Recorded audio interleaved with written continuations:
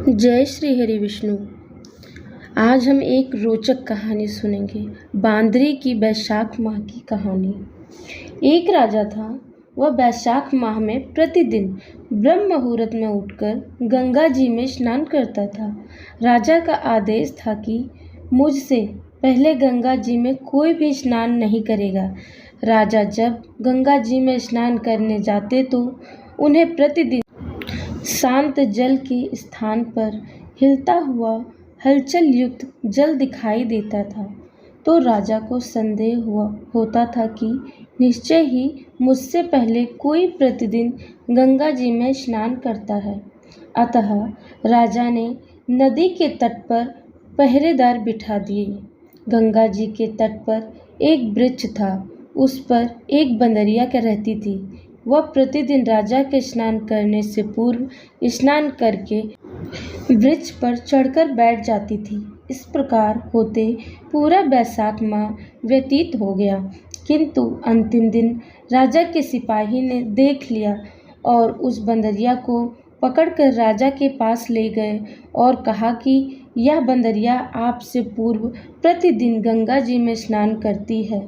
उधर राजा की प्रतिज्ञा थी कि यदि कोई भी स्त्री मुझसे पूर्व स्नान करती होगी तो मैं उससे विवाह कर लूँगा। इसीलिए राजा को बांदरी के साथ विवाह करना ही पड़ा। बैसाख स्नान के पुण्य से बांदरी के गर्भ ठहर गया। 9 मास पूर्ण होने पर बांदरी ने राजा से पूछा कि शिशु जन्म के समय मुझे क्या करना चाहिए। तब राजा ने महल में एक घंटी लगवा दी और बांदरी से कहा कि जब तुम्हें दर्द हो तो उसे बजा देना, मैं संपूर्ण प्रबंध कर दूंगा। राजा की अन्य रानियां भी थीं, उनकी कोई संतान नहीं थी। बांदरी को गर्भ है यह समाचार जानकर अन्य रानियां मन ही मन बांदरी से ईर्ष्या करने लगीं और भावी संतान का नाश करने हेतु विभिन्न योजनाएं बनाने लगी। घंटी लगी देखकर एक रानी ने बांदरी से इसका कारण पूछा। बांदरी ने संपूर्ण वृतांत बता दिया। रानी ने बहकाया कि एक बार घंटी बजाकर तो देख ले कि राजा आते हैं या नहीं। बांदरी ने घंटी बजाई तो राजा दौड़े दौड़े महल में आए और घंटी बजाने का कारण पूछा। इस पर बांदरी ने उत्तर दिया कि मैंने तो रानियों के कहने पर घंटी बजाई थी। तब रानियों ने राजा से कहा कि यह तो पशु और न जाने कितनी बार घंटी बजाएगी। इस प्रकार कहकर उन्होंने घंटी को हटवा दिया। कुछ दिनों बाद बांदरी के शिशु जन्म का समय आया तो उनसे अन्य रानियों से पूछा कि मैं क्या करूं। तब रानी ने कहा कि तुम आंखों पर पट्टी बांधकर सो जाओ। बांदरी के बैसाख माह के स्नान के पुण्य प्रताप के रूप में एक सुंदर पुत्र हुआ। शिशु के जन्म होते ही उसके रोने से पूर्व ही रानियों ने उसे एक टोकरी में रखकर दासी को दे दिया और आदेश दिया कि इसे नदी में बहाकर आओ और शिशु के स्थान पर एक पत्थर रख दिया। राजा को भी कहलवा दिया कि बांदरी ने एक पत्थर को जन्म दिया।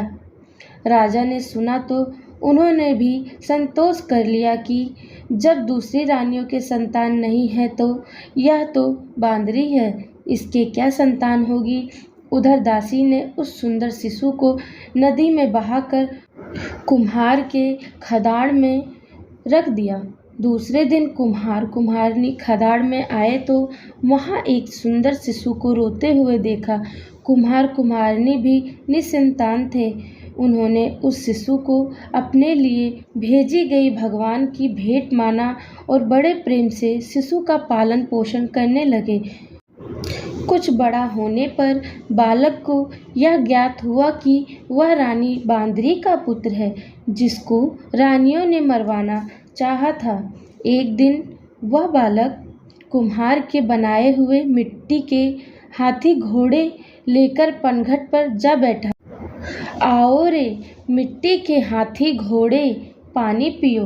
जब दासियों ने यह बात सुनी तो वह हंसने लगी और बोली, अरे मूर्ख, कभी मिट्टी के हाथी घोड़े भी पानी पीते हैं क्या। इस पर उसका बालक ने कहा कि कभी बांदरी के भी पत्थर जन्म लेता है क्या?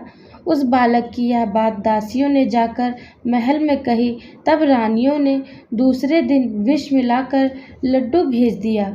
ईश्वर की कृपा से लड्डू गोंद और बादाम के हो गए और उन लड्डू को खाने से उस लड़के की मृत्यु नहीं हुई। यह समाचार दासी ने रानी को कहा और रानी ने राजा से कहकर कुम्हार को देश निकलवा दिया। कुम्हार वन में रहने लगा। तत्पश्चात अगले वर्ष चैत्र माह में माता गणगौर के पूजन का दिन आया तो वह बांदरी का पुत्र 108 करवे और 108 गोली लेकर तथा घड़े में पानी भरकर बगीचे के बाहर बैठ गया। उधर राजा की और साहूकार की पुत्रियां गणगौर बनाने के लिए मिट्टी लेने के लिए आई तथा बगीचे में खेलने और झूलने लगीं। इस कारण कुछ समय बाद उन्हें प्यास लगी। तब उन्होंने उस बांदरी के पुत्र से जल पिलाने के लिए कहा तो उस बालक ने उत्तर दिया कि मेरे पास एक गोली है, उसे खाते जाओ और मेरी चारों ओर फेरे लगाते जाओ, तब मैं तुम्हें जल पिलाऊंगा। इस पर पहले तो कन्याओं ने मना किया, किंतु प्यास तीव्र होने के कारण मान गईं। इस प्रकार गोली खाने और उस युवक के साथ फेरे लेने से वह गर्भवती हो गईं।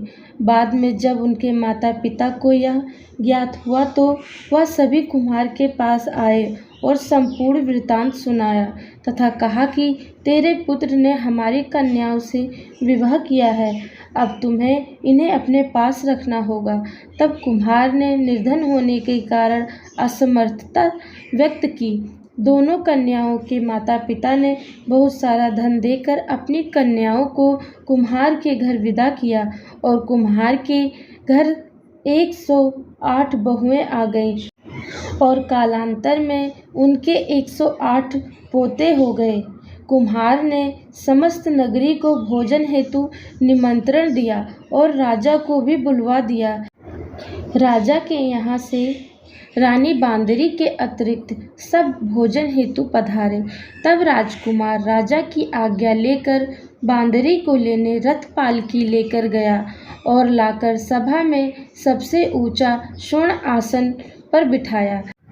राजकुमार ने अपनी सभी पत्नियों को समझा दिया था कि बांदरी मुझे जन्म देने वाली माता है।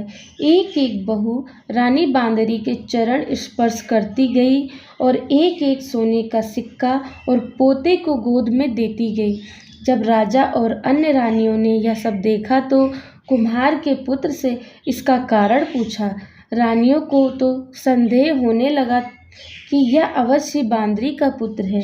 इसीलिए रानी और रूठकर राजा को कहने लगी कि कुम्हार के पुत्र ने हमारा अपमान किया है और बांदरी का सम्मान किया है, अतः हम लौट कर जा रही हैं।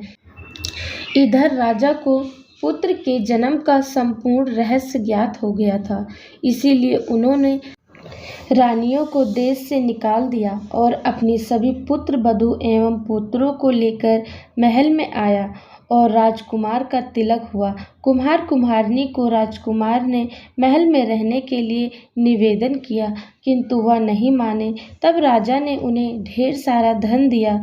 वैशाख स्नान का इतना महत्व है तो सबको वैशाख स्नान करना चाहिए। बांदरी ने वैशाख स्नान किया तो उसे राजा का राज्य, पुत्र, बहुएं आदि प्राप्त हुई। ईश्वर जैसे बांदरी को पुण्य मिला, इस प्रकार हमें भी पुण्य देना।